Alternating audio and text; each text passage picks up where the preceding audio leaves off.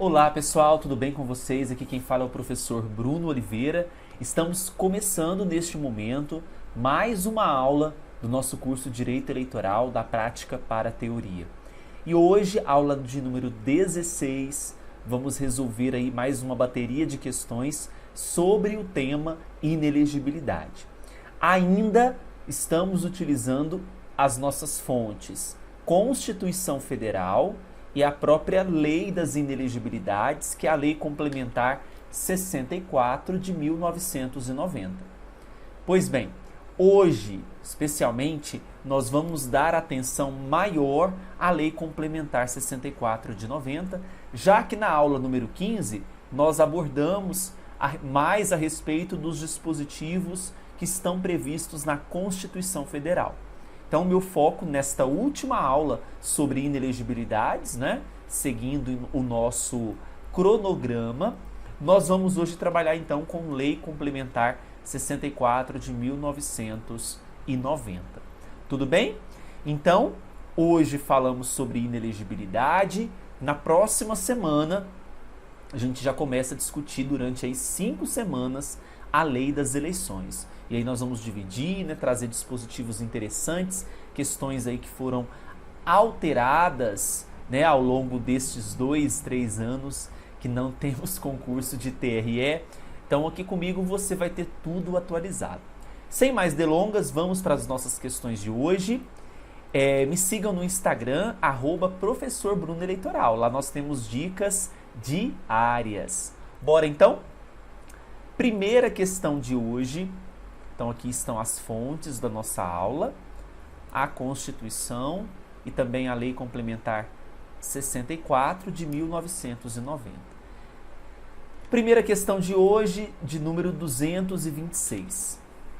Considere as seguintes afirmações quanto às inelegibilidades. Então nós temos aqui 3 afirmações. Número 1. Os prazos de inelegibilidade previstos nas alíneas J e H do inciso 1º do artigo 1º da Lei Complementar 64.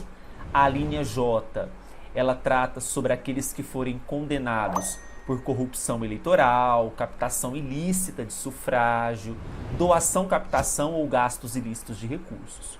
E da linha H é em relação aos detentores de cargos na administração pública que se beneficiam ou beneficiam terceiros por conta de abuso do poder econômico ou político.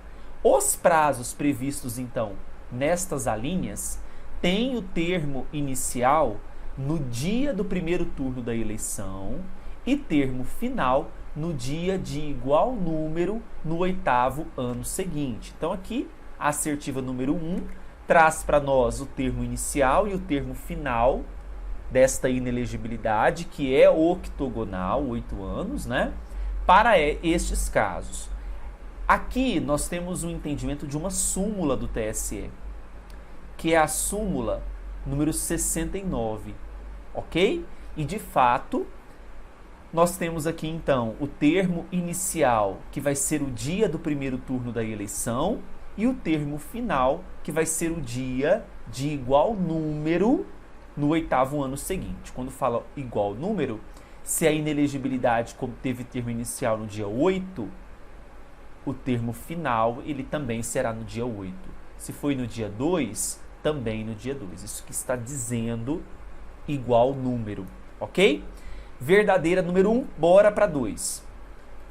São inelegíveis o presidente da República, o governador de estado e também do Distrito Federal, prefeito, membros do Congresso Nacional, das Assembleias Legislativas, da Câmara Legislativa, das câmaras municipais, que renunciarem a seus mandatos, desde o oferecimento de representação ou petição capaz de autorizar a abertura de processo por infringência a dispositivo na Constituição Federal, da Constituição Estadual, da Lei Orgânica do Distrito Federal ou da Lei Orgânica do município, para as eleições que se realizarem durante o período remanescente do mandato, o período que sobra,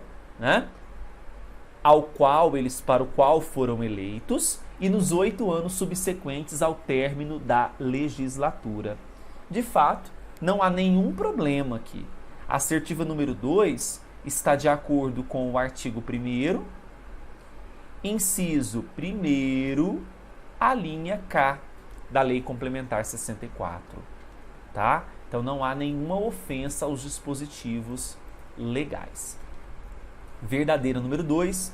3. São inelegíveis aqueles que forem condenados em uma decisão transitada em julgado ou proferida por órgão colegiado da Justiça Eleitoral por corrupção eleitoral, captação ilícita de sufrágio, doação, captação ou gastos ilícitos de recursos de campanha ou por conduta vedada aos agentes públicos em campanhas eleitorais que impliquem cassação do registro ou do diploma pelo prazo de 8 anos a contar do trânsito em julgado da decisão. Olha, então nós temos aqui pelo prazo de 8 anos a contar do trânsito em julgado da decisão. Na verdade, essa linha que nós estamos observando aqui, que é a do artigo 1º,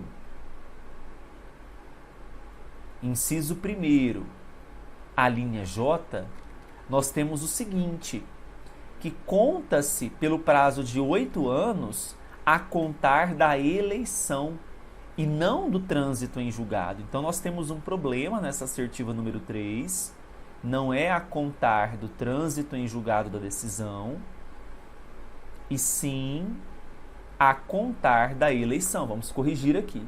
A contar da eleição. Ok? Então, assertiva número 3, errada, é a única incorreta. Quais afirmações estão corretas? Nós temos corretas aqui as assertivas número 1 e número 2, por isso que o gabarito vai ser a letrinha C, questão 226. Tudo bem? Avançando, próxima questão, 227. Considere as seguintes afirmações. Número 1. Beltrano, em razão da cassação dos direitos políticos, em ação de improbidade administrativa, ainda não transitada em julgado, poderá votar nas eleições de 2022, mas não poderá candidatar-se a deputado federal. Conseguiram captar o problema dessa assertiva? Existe cassação de direitos políticos? Não. Não existe cassação de direitos políticos. É vedada pela Constituição Federal. Então, o problema, só para a gente usar cores aqui para identificar o problema está aqui, ó. Não há cassação de direitos políticos. Não há, deixa eu fazer a correçãozinha, não há cassação. Nós temos a possibilidade da perda ou da suspensão. Artigo 15 da Constituição Federal, assertiva número 1, incorreta. Ok? Próxima. Beltrano, por ser deputado federal eleito antes da condenação em segundo grau por atos de improbidade administrativa, poderá seguir votando no exercício do mandato pela aprovação de leis ordinárias, mas não poderá votar propostas de emendas constitucionais. Ora, se eu tenho uma decisão de improbidade administrativa, para que configure inelegibilidade, dependerá do trânsito em julgado da decisão. Essa decisão ainda não transitou em julgado. Então, neste caso, haverá impedimento do exercício do mandato para esse indivíduo, para esse cidadão? Não. Então, assertiva número 2, errada. Bora para a assertiva número 3. A perda dos direitos políticos impede a candidatura, mas permite o voto no pleito municipal. Temos um problema aqui quando diz que permite o voto no pleito municipal. A perda, a suspensão dos direitos políticos impede tanto a capacidade eleitoral ativa quanto a passiva. Então, quando fala da candidatura impede o exercício da capacidade eleitoral passiva, mas também da ativa. Então, não permite o voto no pleito municipal. Assertiva número 3 está errada. Assertiva 4. A cassação dos direitos políticos é uma medida adequada aos políticos corruptos que pratiquem atos de improbidade administrativa. Não, pessoal, por quê? Cassação dos direitos políticos não existe no Brasil. Não é permitida a cassação de direitos políticos. Desta forma, também a assertiva número 4 está incorreta. Então não tem, concordam? Nenhuma afirmação correta. Todas estão erradas. Por isso que o gabarito vai ser a letra E. Nenhuma das afirmações estão corretas. Nenhuma está correta. Ok? Avançando, 228, uma questão do concurso Banca Sebrasp, ano 2021. Olha só. Situação hipotética. Joaquim foi eleito prefeito de seu município. Porém, 7 meses depois da eleição, a Justiça Eleitoral local cassou o mandato em razão da constatação da prática de abuso do poder econômico e assim marcou novas eleições. A esposa do prefeito cassado, então, habilitou-se para nova disputa eleitoral. Assertiva. Nessa situação, a esposa do prefeito cassado é elegível para disputar o mandato, o novo pleito, pois não há inelegibilidade em eleições suplementares. Para respondermos essa questão, nós temos que ter conhecimento de um artigo na Constituição, na verdade de um parágrafo do artigo 14, que é o parágrafo 7º. Bom, o que prevê o artigo 14, parágrafo 7º da Constituição? O artigo 14, parágrafo 7º, ele dispõe o seguinte, que são inelegíveis no território de jurisdição do titular o cônjuge e os parentes consanguíneos ou afins até o 2º grau. Ok? Do titular, né? No caso do titular do prefeito, que tinha sido eleito, mas foi cassado. Isso não impede a inelegibilidade da esposa, que é cônjuge. E tem uma tese do TSE dizendo que a inelegibilidade ela atinge também eleições suplementares, que é o caso. Não só suplementares, mas envolvendo união estável, união homoafetivas, em relação a municípios também desmembrados. Então, qual é o erro da questão? Quando afirma que não há inelegibilidade em eleições suplementares.